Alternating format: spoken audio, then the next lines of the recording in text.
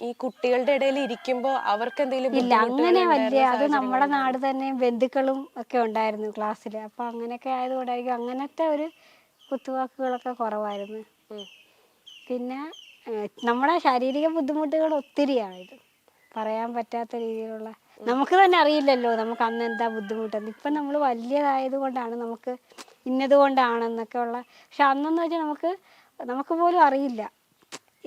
എന്നും അങ്ങ് ക്ഷീണം, ഭയങ്കരമായ ബുദ്ധിമുട്ട്. ടെമ്പറേച്ചർ കൂടിയാൽ ഉടൻ തന്നെ ഛർദ്ദിക്കുമായിരുന്നു. ഇപ്പൊ ആളുകൾക്ക് ഇപ്പോഴാണ് കുറച്ചുകൂടി അവയർനെസ് ഇതിനെ പറ്റി ഉള്ളത്. അതെ, നമ്മൾ തന്നെ എനിക്ക് തോന്നുന്നു നമുക്ക് മുന്നേ യൂട്യൂബിലൊക്കെ വന്ന് കുറച്ചൊക്കെ ആണെങ്കിൽ നമ്മൾ തന്നെ ആ ഒരു സമയത്ത് റീച്ച് ആയപ്പോൾ. ഇപ്പം സത്യം പറഞ്ഞാൽ അന്ന് എനിക്ക് പേടിയായിരുന്നു. കല്യാണം കഴിഞ്ഞ ആ സമയത്ത് വീഡിയോ ഒക്കെ ഇടുമ്പോൾ ഞാൻ തന്നെ പറഞ്ഞിട്ടുണ്ട് നമുക്കിത് വേണ്ട.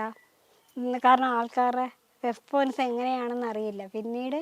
പക്ഷെ ഇപ്പം അന്ന് ആ വീഡിയോ ഇത്രയും ഇതായത് കൊണ്ടായിരിക്കും ഇപ്പം എവിടെ ചെന്നാലും നമ്മളെ തിരിച്ചറിയുന്നതുകൊണ്ട് അങ്ങനൊരു ഒറ്റപ്പെടൽ ഫീൽ ചെയ്യുന്നില്ല.